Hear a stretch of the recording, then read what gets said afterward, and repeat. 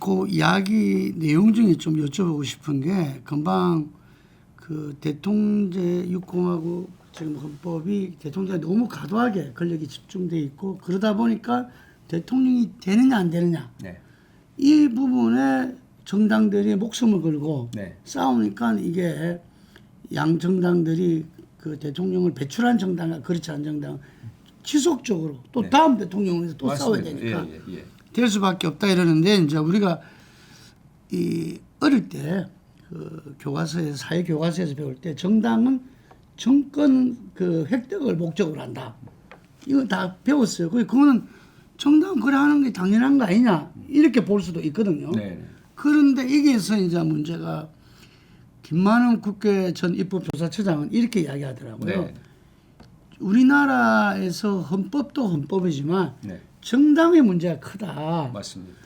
양 정당들이 지금 피대권 양대 정당이라 그러잖아요. 네. 양대 정당들이 특권 카르텔이 끊임없는 진영 대결로 이것도 만약에 양 정당이 지속적으로 적대적 공생 관계가 아니라면은 바뀌어 나 3당이 있다면은 굉장히 중요한 말씀이에요. 예, 이렇게 바뀌어 나올 텐데 이 양당은 그냥 서로 죽고 살리는 이 진영 대결의 극한적인 대결이 오히려 거꾸로 자기들을 존재하게 하는 거야. 그래서 이걸 깨야 된다는 이야기지. 네. 네. 이게 네, 맞습니다. 그분 그 맞습니다. 진단은 맞습니다. 그건 어떻게 보죠? 저는 100% 공감하고요. 그걸 깨는 거는 선거법을 고치는 겁니다. 예. 헌법 개정과 함께 반드시 선거법을 고쳐야 되는 이유가 거기에 있습니다. 제가 노무현 대통령하고 노회찬 대통령도 인터뷰를 다 했었는데 그 두 분들이 공익을 했어요. 개헌보다도 선거제 개혁이 더 중요하다 이런 거예요. 그렇습니다. 그거는 네. 자 이제 그렇게 하면 어떤 분들이 이제 중대선거구제를 얘기하시기도 하고 비례대표 강화를 얘기하기도 하고 네. 방안에 대해서는 여러 가지 얘기를 하는데요. 저는 우리가 그 연구를 하되 어떤 연구를 할 필요가 있냐. 이 부분에 대해서 고민을 하다가 해법을 찾은 나라들의 사례를 연구하는 겁니다. 아, 저는 독일이 하나의 사례가 될 수 있다고. 네. 독일이 똑같아요. 거기는 소선거구제를 합니다. 지역구는. 네. 근데 비례대표 국회의원 수가 굉장히 지역구 많죠. 국회의원 수하고 똑같아요. 일대일. 300명, 300명. 네. 그렇게 하고 국회의석 배분을 어떻게 하느냐 하면 정당 투표를 통해서 정당 투표율과 딱 비례해서 의석 배분을 하는 겁니다. 근데 우리는 소선거구제, 지역구 소선거구제가 중심이고 비례대표는 기껏해야 47석이다 보니까 비례대표를 통해서 이 의석 아까 말씀하신 3당의 출연이나 안정적인 다수연합을 이룰 수 있는 국회의석을 만들어내지 못하는 거죠. 그러다 보니까 양당 대립 거기다 대통령제까지 한 표만 많아도 다 가져가게 돼 있으니까 그게 두 개가 딱 결합되어 있어서 이렇게 대립이 격화되는데 저는 김만원 박사님의 말씀에 전적으로 동감하고 어떻게 해소할 수 있느냐. 예.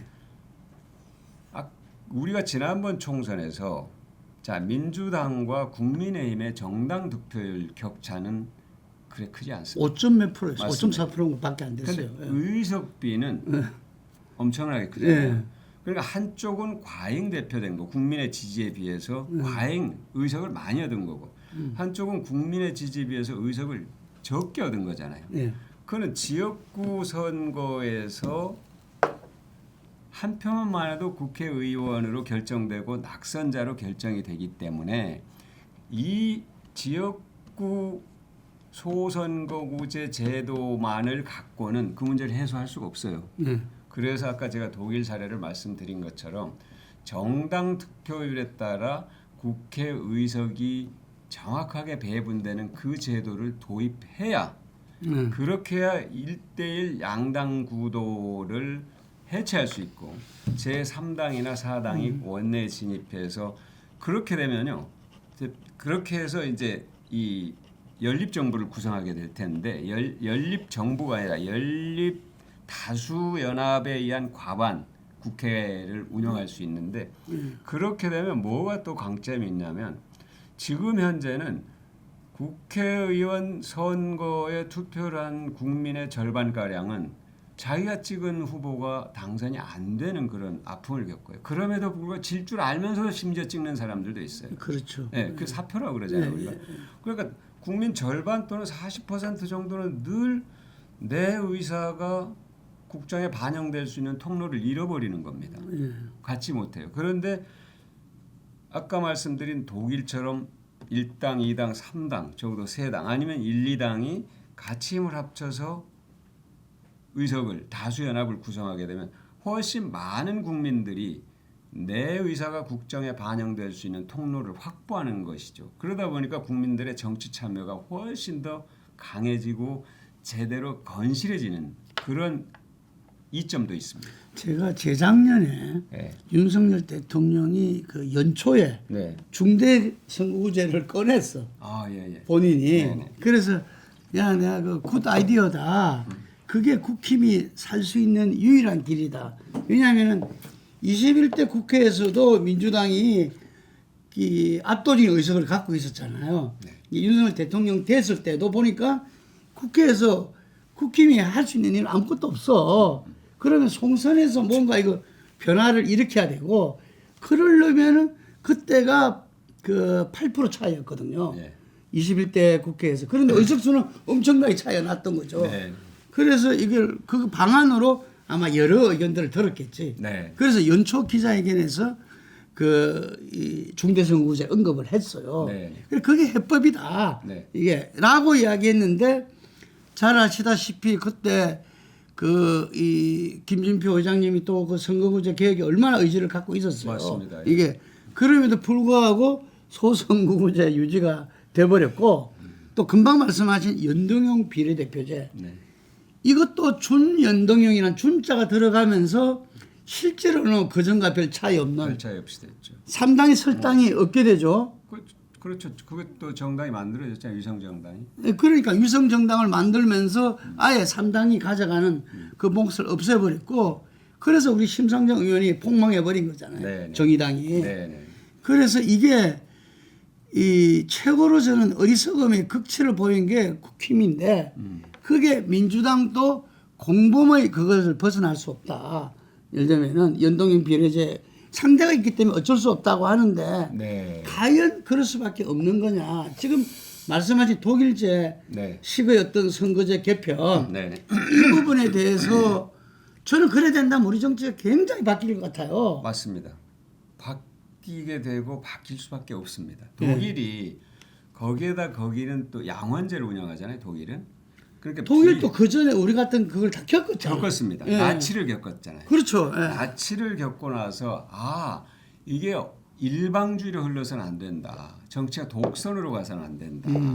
국민 다수가 다 100% 합의는 아니더라도 다수가 합의할 수 있는 어떤 틀을 국회가 가져야 된다 하는 그런 정신. 포퓰리즘을 극복할 수도 그거 있잖아요. 맞습니다. 그래서 지금 이제 저는 이렇게 생각해요, 대표님.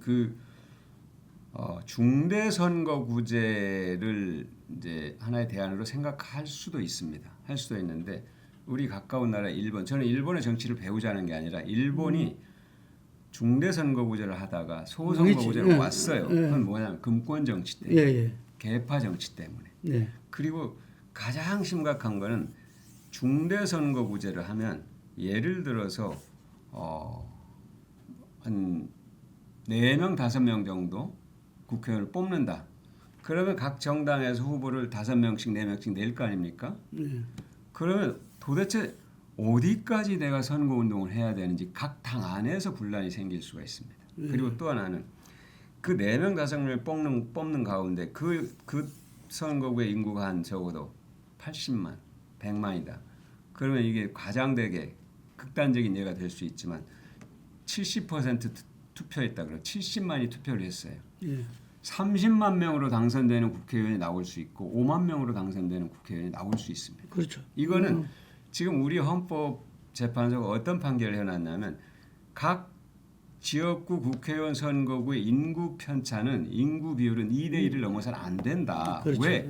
국민들의 표의 등가성을 어느 정도 인정해줘야 된다. 그래야지 그게 어느 선거구는 10만 명이고 어느 선거구는 40만 명이면 이쪽 40만 명 선거구에 사는 국민들의 등가성이 4분의 1밖에 안 되니 이거는 국민들의 권리가 제대로 반영됐다고 볼 수 어렵다. 그래서 헌재가 그 위헌 판결을 내린 거예요. 네. 그래서 현재 선거구가 2분의 1, 2대 1을 넘지 않도록 되어 있습니다. 그런데 중대선거구제를 하게 되면 그 안에서 그 헌재가 내린 표의 등가성의 문제가 발생하는 겁니다. 30만 명으로 당선되는 국회의원과 5만 명으로 당선되는 국회의원이 나오면 그 문제가 바로 그 선거구 안에서 발생할 수 있습니다.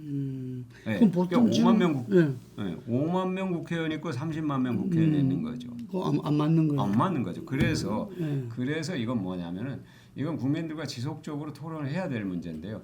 비례대표를 늘리는 겁니다. 지금 이제 개헌을 하면 양원제를 하자는 주장도 있고 다양한 주장도 그렇다면 있는데 비리를 아예 없애자 그래요. 그거는 뭐냐면은 어리석은 생각이에요. 비례대표를 늘려야 자신들이 정당 득표에서 득표한 만큼 의석을 확보하는 그러니까요. 거지. 예, 예. 지금 이 방식으로 계속하면은 계속 소수당해도 좋다는 생각인데 그럼 특정 지역 국회의원들, 특정 지역 후보자들에게만 좋은 일이 되는 거예요. 그러다 보니까 그거를 거절할 수 있어요. 반대할 수 있어요. 자 그럼 대표님 거기서 대안으로 요즘 또 이야기하는 게 도시는 소선거구, 그 중대선거구제, 농촌은 소선거구제, 혼합형을 이야기도 하는데 그거는 저는 뭐 한 나라 안에서 예. 서로 기준이 다른 선거구제를 갖고 지역구 의원을 뽑는다는 거는 그 자체가 난센스러운 거고요. 그렇게 하려면 양원제를 해야 되는 겁니다. 그렇게 하려면 자 인구가 많든 적든 미국처럼 미국은 엄청나게 인구가 텍사스주나 또는 하와이나 똑같이 상원은 2명을 뽑지 않습니까? 예. 인구와 관계없이 지역 대표성을 두는 거거든요. 알래스카도 그렇고. 그러니까 그렇게 해서 농촌 그 대표성은 보장을 하는 게 맞는 거고요. 그 안에 농촌형, 도시형 선거구제를 둬가지고 서로 다르게 운영을 한다. 이거는 저는 양원제는 개헌 상황이죠. 그렇죠. 선거구제는 개헌 상황은 아니더라도. 선거구제는 개헌 사항은 아니죠. 아니더라도 양원제. 네. 절대 불가라, 절대 불가. 아이고 그거는 국민들이 그 얘기를 꼭 하고 싶어요. 왜 그러냐면 국회의원 수가 적으면 적을수록 국회의원에게 권한이 집중됩니다. 한 사람에게. 그런 문제가 하나 있어요. 그 다음에 인구가 1억이 넘고 2억이 넘고 3억이 넘는 그런 나라들을 빼고 유럽 국가들, 우리가 인구 규모가 비슷한 나라들, 이태리나 프랑스나 독일이나 영국이나 다 인구 10만 명의 국회의원 한 명입니다. 예. 그러니까 옛날에 10만 설량이라는 우리 표현도 있었어요. 10만 설량이라는 표현도 있었는데 저는 대한민국이 양원제를 도입하든 독일식 연동형 비례제를 도입하든지 간에 국회의원 수를 늘리는 것에 인색할 필요가 없다. 국회 1년 예산이 국회 6천 명이 있습니다. 사무처 직원 3천 명, 회관에 3천 명, 의원 300명, 그다음에 보좌 직원 뭐 각당 이렇게 해서 6천 명인데 국회 1년 예산 얼마 안 됩니다. 시골에 좀 군 단위 그런 지방자치단체 정도의 예산입니다. 그 예산 가지고 700조를 갖다가 전부 다 이 총괄 감시하고 그렇죠. 제시하고 대안 제시하고 한다는 거잖아요. 그렇죠. 국민을 대신해서. 네.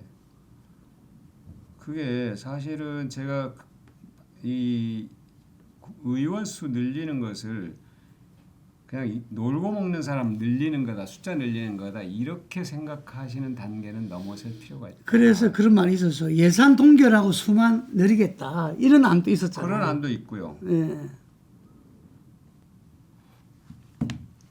그러니까 그 문제를 반드시 이제 해소를 해야 됩니다.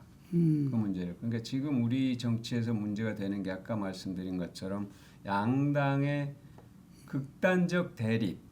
이걸 해소하기 위해서는 각 다수당 여러 당이 국회에 진입할 수 있는 선거법 그게 필요하다고 얘기했잖아요. 정당 투표에 의해서 정당이 득표한 만큼 정확하게 의석이 반영될 수 있는 그런 거죠. 그리고 이제 그 다음에 문제가 아니 그러려면 지방 지방 소멸 예, 예. 이 문제를 어떻게 할 거냐. 이거는 사실 양원제적 성격을 도입하지 않으면은 어렵죠. 지방은 계속 지금 단일 선거구에 5개 지방자치단체가 들어간 선거구가 이미 생겼잖아요. 그런데 수도권에서는 한 선거구에 한 시의 지방자치단체 국회의원이 5명, 선거구 5명이고 있어요. 양원제에서 상호는 아까 말한 헌재 2대1 그거를 갖다가 네. 적용이 안 되는 거죠.